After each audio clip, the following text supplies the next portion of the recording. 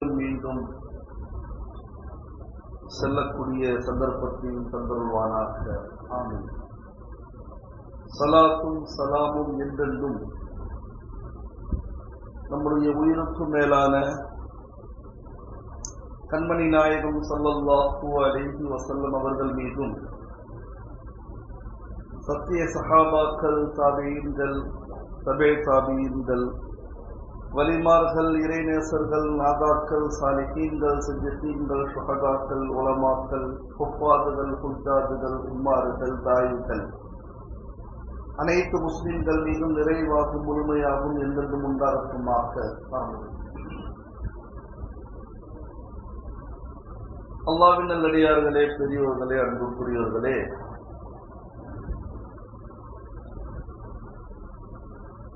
அல்லாஹ் தஆலா சூரத்துல் ஹுஜராத் என்ற அத்தியாயத்தில் ஒரு வசனத்தில்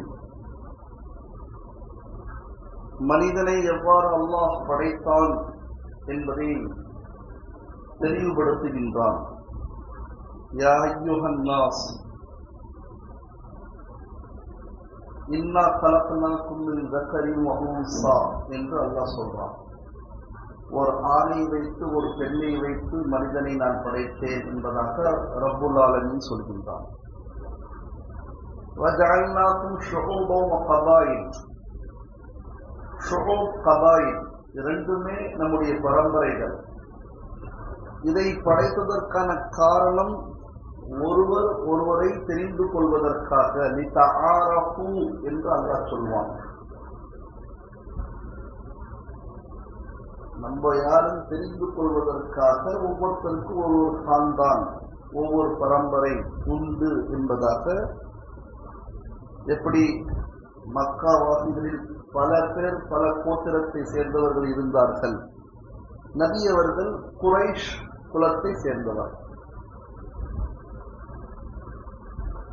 இது ஒரு அடையாளமே தவிர இந்த அடையாளம் பெருமைக்குரியது அல்ல.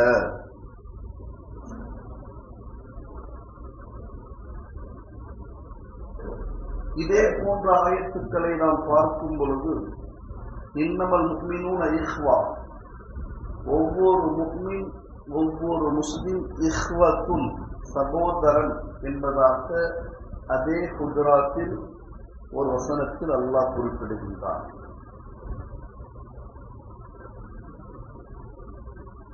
இந்த மாதிரி ஆயத்துக்களை பார்த்துக் கொண்டே செல்லும் பொழுது, இன்ன உம்மத்தக்கும் உம்மத்தும் வாஹிதா, இன்ன உம்மத்தக்கும் உம்மத்தும் வாஹிதா, என்னுடைய உம்மத் ஒரே உம்மத்தாக இருக்கிறது.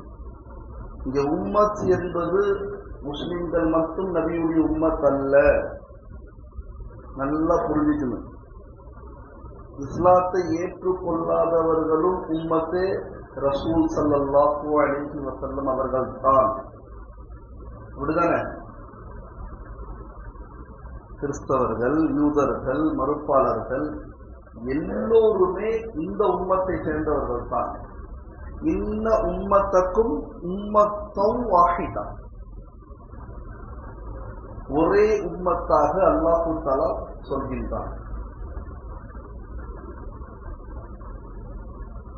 இந்த வசனங்களும் இந்த ஹதீஸ்களும் எதை போதிக்கின்றன? நமக்கு முன்னால் உயர்வு தாழ்வு கிடையாது. ஊஞ்ச் நீச் நஹி ஹே, ஏற்றத்தாழ்வு கிடையாது.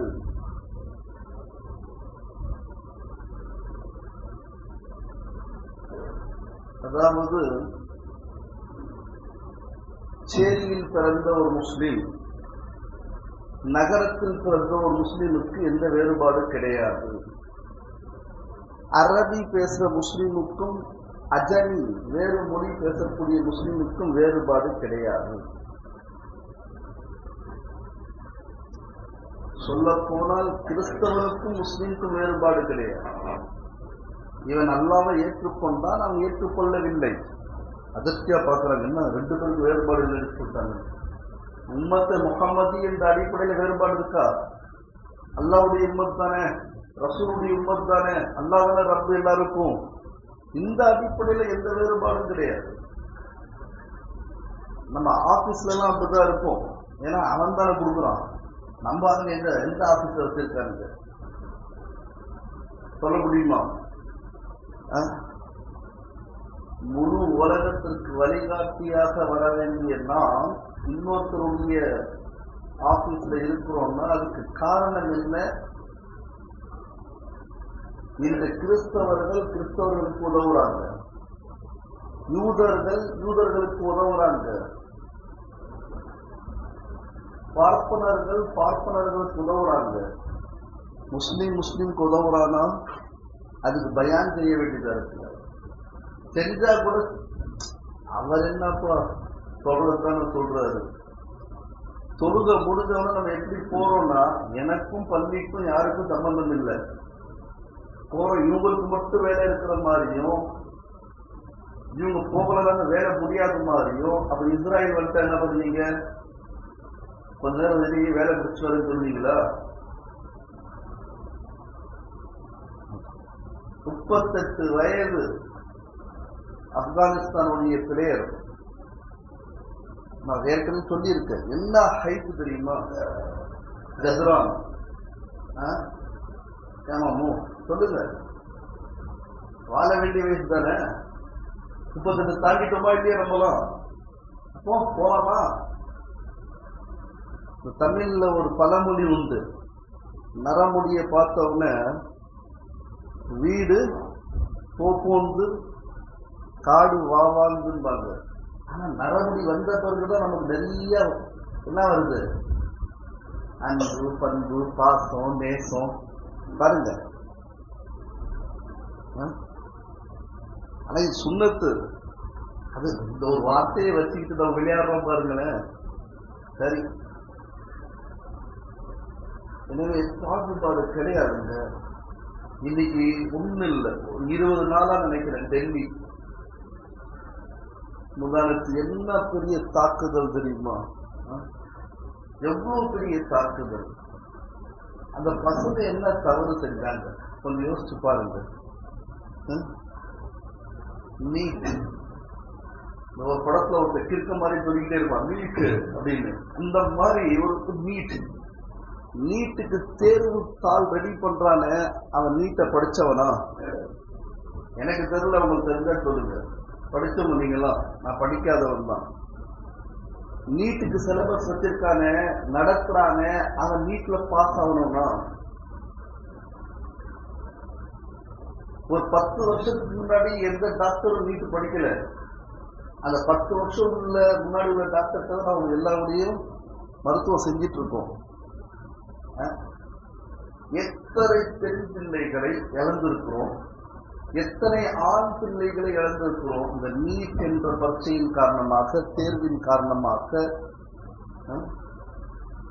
அதுல எத்தனை குளறுபடிகள், எத்தனை குழப்பங்கள். அதுக்கு ஒண்ணுமே கிடையாது. சிம்பிள் லாஜிக் சொல்லவா? சிம்பிள் லாஜிக் சொல்லிடுறத. அதாவது இந்து சகோதர மனு தர்மத்துல இருக்குது, நிறைய பேருக்கு தெரியும். என்னன்னு? தலையில் பிறந்தவர்.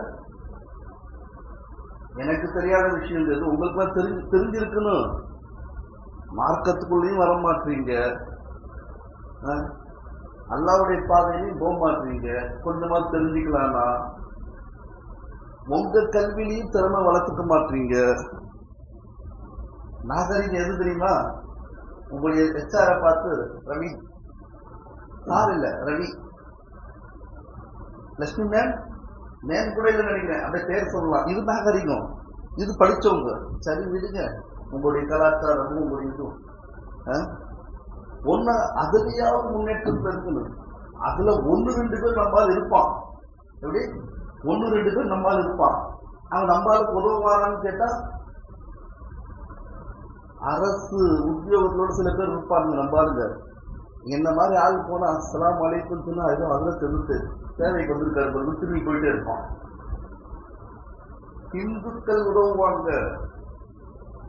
கிட்டத்தட்ட 19-20 நாளுங்க குச்சியில ஆணி அடிச்சு அடிக்கிறாங்க. பல பேருக்கு பேச்சு கிடையாது. அடிச்சுனா உங்களுங்க எனக்கு தான் தெரியுமா, எனக்கு விட உங்களுக்கு தெரியும். இவங்களா யாரு? நல்லா யோசிச்சு பாருங்க. அடிக்கிறவனும் இந்து, அடி வாங்குறவனும் இந்து.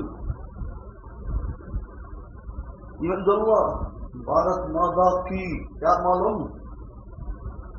ஒரு பெண்ணை இல்ல, பல பெண் சகோதரிகளை குச்சி வச்சு குத்துறான்.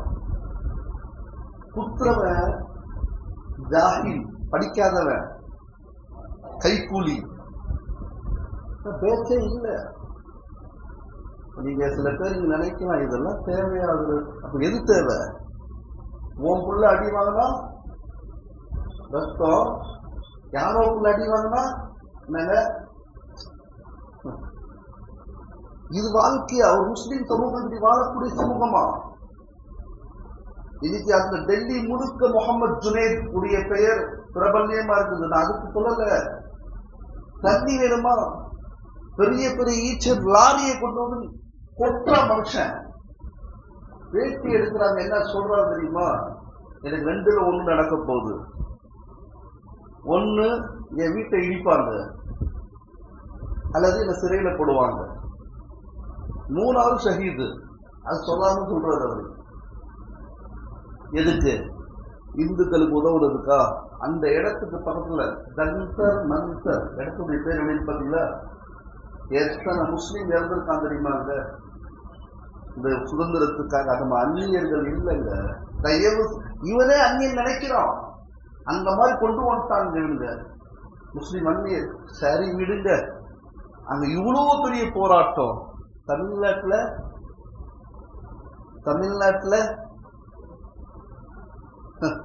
அல்லாஹ் அக்பர். இது அநியாயமா தெரியலையா? சொல்லுங்க, நீங்களே சொல்லுங்க. ஆட்சிக்கு வர்றதுக்கு முன்னாடி கட்சி கட்டு மெரினா பீச்ல உட்கார்றது, அனிதா வீட்டுக்கு போறது சீனா? அல்லாட்ட சீன் காட்ட முடியுமா?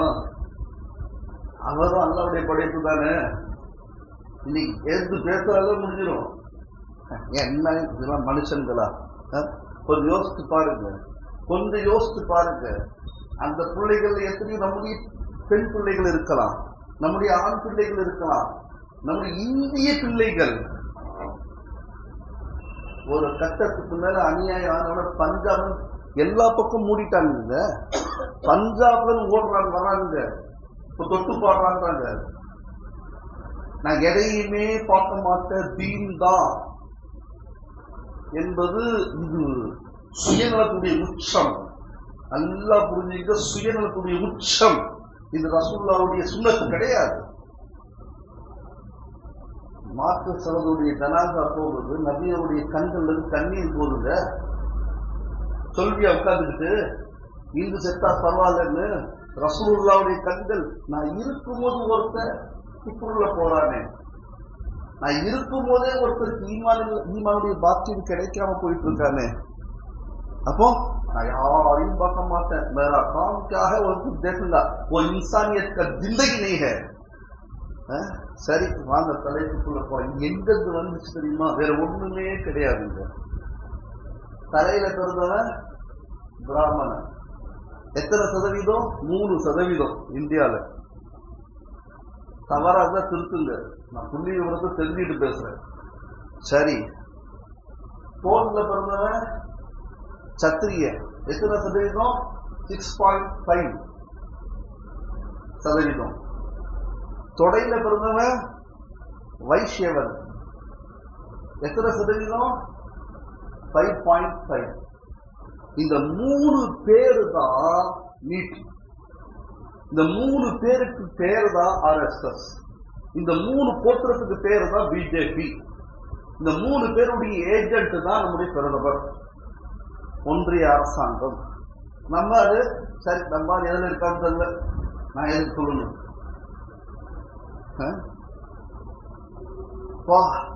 ஒரு அமைச்சர் அழுவாருங்க, தேட்டர்ல உட்கார்ந்துட்டு, நம்ம பேர் சொல்ற அமைச்சருங்க, வலிக்குதுங்க.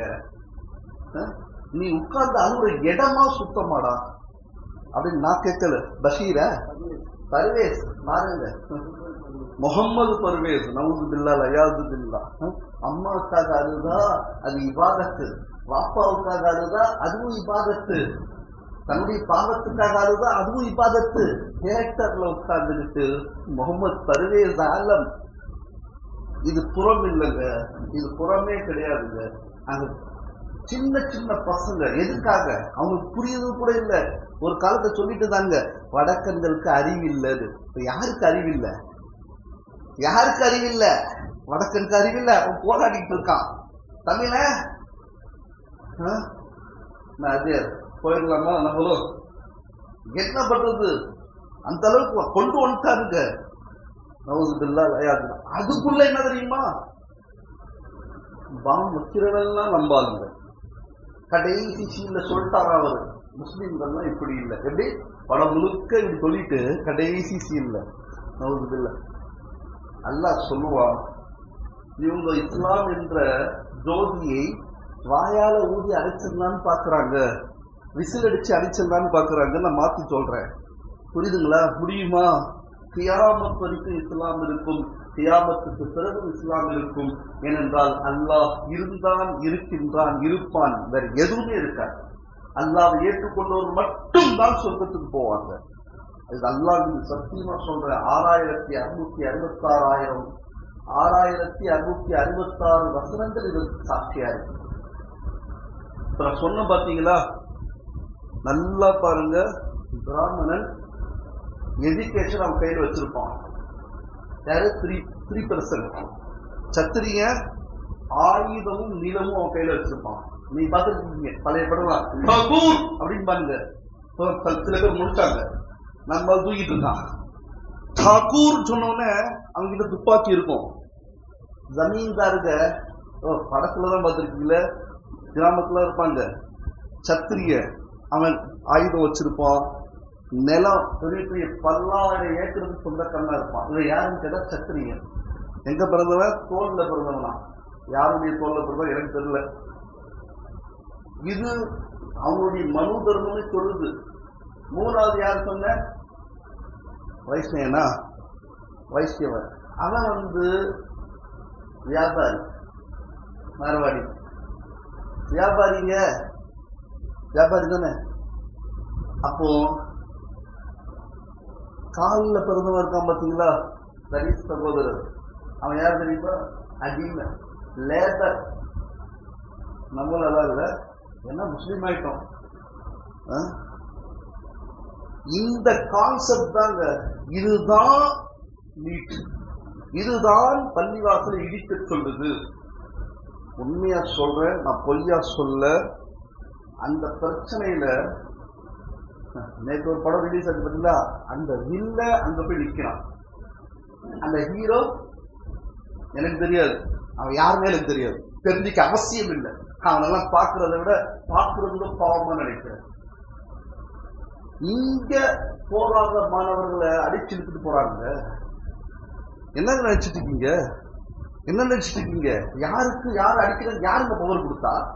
நம்ம வரி படத்துல நாட்டை ஆண்டு கொண்டு நல்லா புரிஞ்சுக்குங்க.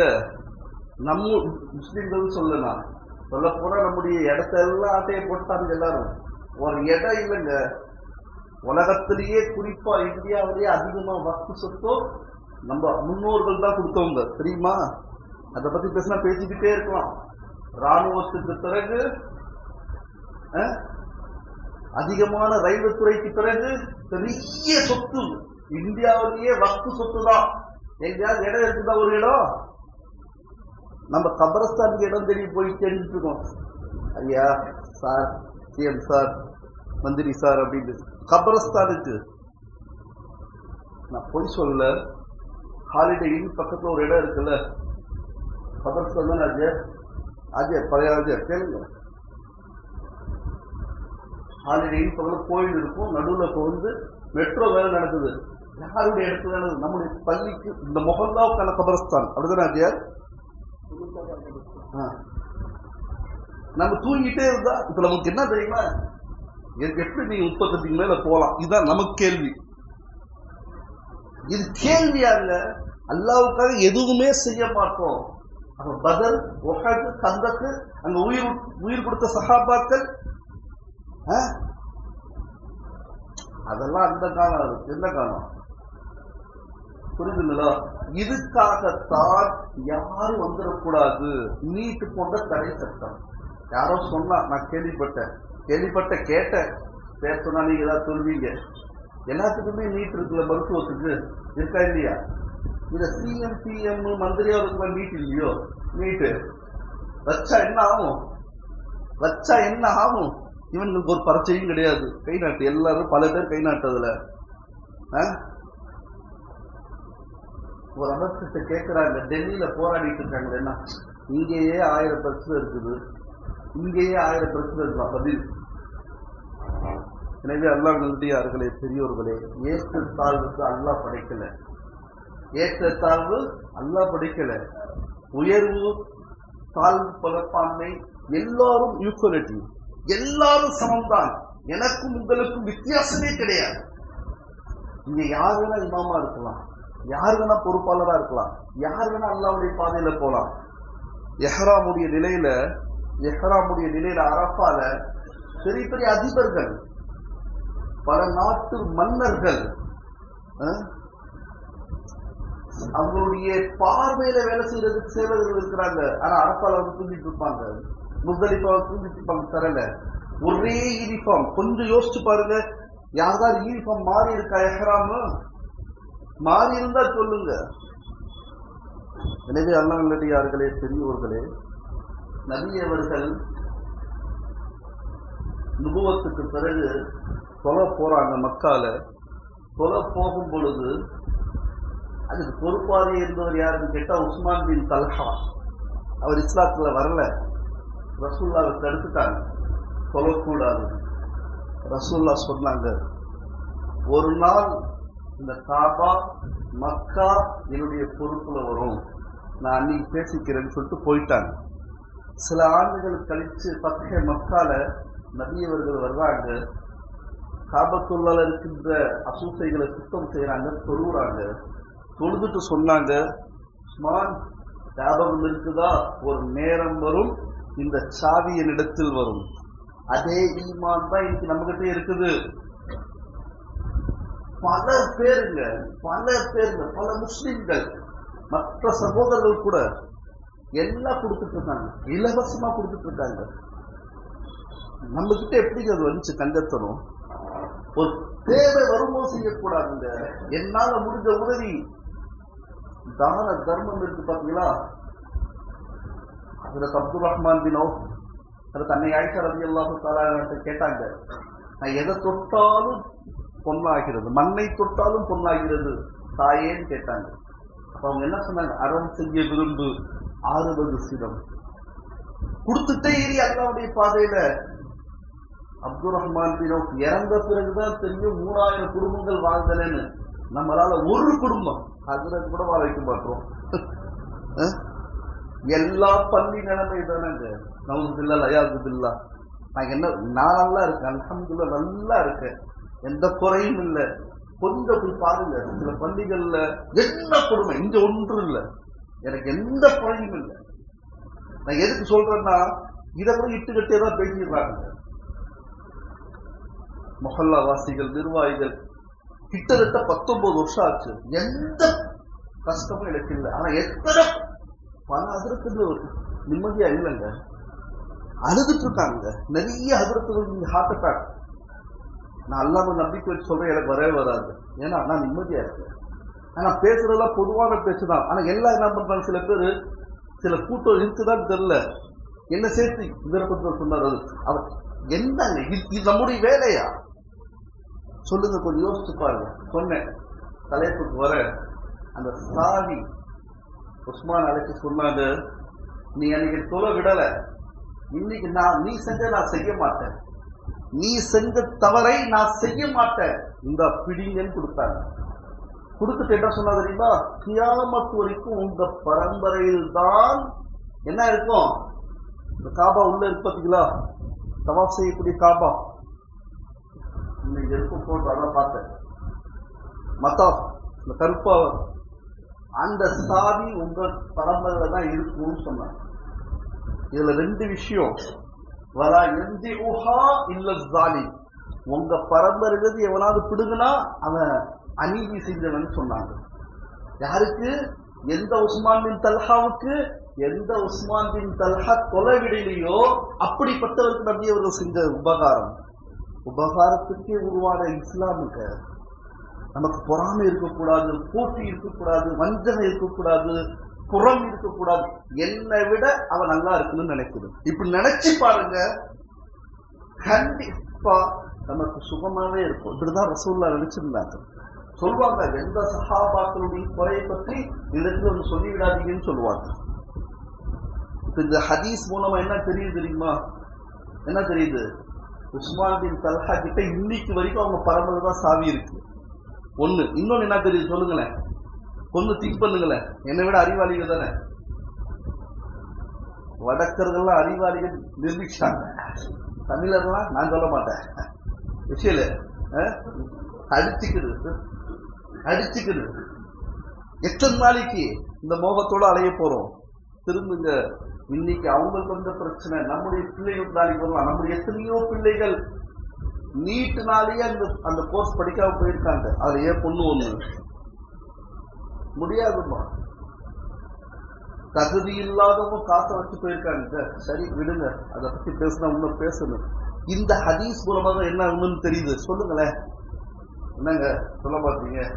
பெரிய பெரிய அறிவாளிங்க என்ன சொன்னாங்க? ரசூலுல்லாஹ் கியாமத் வரைக்கும் அந்த சாவி உங்க பரம்பரையிலே இருக்குன்னு சொன்னாங்கல்ல. என்ன அர்த்தம் தெரியுமா? கியாமத் வரைக்கும் அவரு பரம்பரையில ஆண் வாரிசு வந்துகிட்டே இருக்கும்னு அர்த்தம். சொல்லியும் புரியலையோ? சரி, எனக்கு எந்த ஆமீன் வாக்குறுதி அல்ஹம்துலில்லாஹ். எனவே யாரும் நம்ம முஸ்லிம்கள், அவர்கள் இந்துக்கள் இறக்கும் போது இஸ்லாம் இருக்கான்னு தெரியாதுங்க. யாரையும் அசிங்கமா நினைக்கிறதுக்கு இஸ்லாம் அனுமதிக்கல. நான் சொல்லிட்டே இருந்தேன், விட்டுட்டேன். அந்த ஜந்தர் மந்தருடைய மைதானத்துக்கு பக்கத்துல ஒரு பள்ளியாசல் இருக்குது. யார் வேணா தண்ணிக்கு பள்ளியாசல் திறந்துட்டாங்க. இத்திறப்பாக நமக்கே தெரியும். அங்கே ஒரு பஞ்சாபுடைய கோயில் இருக்குது, அவங்களும் திறந்துட்டாங்க. அது பக்கத்திலேயே ஒரு ஏதோ ஒரு இந்து கோயில் இருக்குது, மூடிட்டாங்க. வந்துடாது. நான் சொல்லலைங்க, ரெக்கார்ட் சொல்லுது. விசாலமாக வைத்துக் கொள்ள வேண்டும். எல்லா மனிதர்களும் ஒரே தரத்தில் இருக்கக்கூடியவர்கள் தான். இதுதான் இஸ்லாமும் போதிக்கிறது. அனைத்து நபிமார்களும் போதித்தார்கள். அனைத்து இறை நூல்களும் இதுதான் போதிக்கின்றன. இந்து மனு தர்மத்தை தவிர இது கொண்டு வந்துட்டு 85% இருக்கக்கூடிய கிறிஸ்தவர்கள், முஸ்லிம்கள், தலித்துக்கள் எல்லாம் அடிமையா இருக்கு. இதுதான் கான்செப்ட். இதுதான் இந்து ராஜ்யம். அல்ஹம்துலில்லாஹ் ரப்பில் ஆலமீன். தொழுது கொள்ளலாம்.